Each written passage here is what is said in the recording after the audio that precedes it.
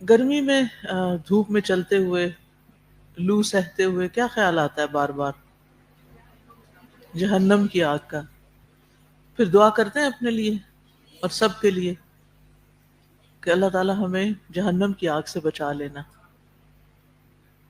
اور ان کاموں سے بھی ہمیں بچا لے جو جہنم کی طرف لے جانے والے ہیں.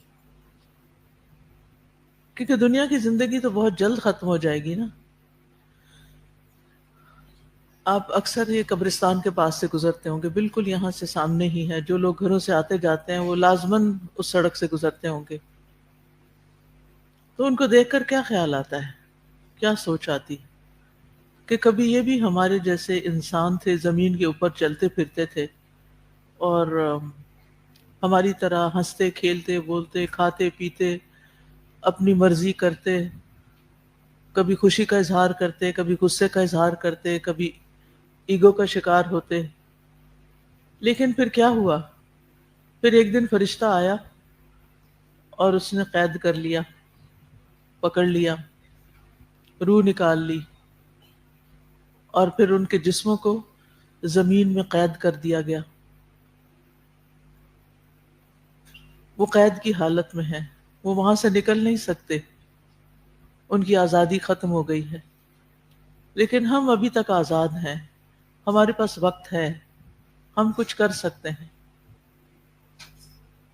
ہم اپنے انجام کو بہتر بنانے کے لیے اللہ تعالیٰ کے احکامات پر عمل کرتے ہوئے دعا کر سکتے ہیں. لیکن ہم میں سے کتنے لوگ سنجیدگی سے اس بارے میں سوچتے ہیں کہ ہماری آزادی کے دن تھوڑے ہی ہیں. کوئی 100 سال بیجیے تو اس کے بعد کی زندگی کے مقابلے میں وہ کچھ بھی نہیں، ایک لمحے کے برابر بھی نہیں.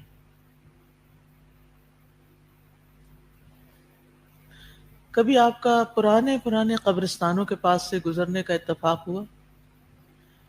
ایک دفعہ میں بحرین گئی تو وہاں پر مجھے ایک بہت پرانا قبرستان دکھانے کے لیے لے گئے. اس کی قبریں جو تھیں وہ بہت بڑی بڑی اور بہت اونچی اونچی تھی.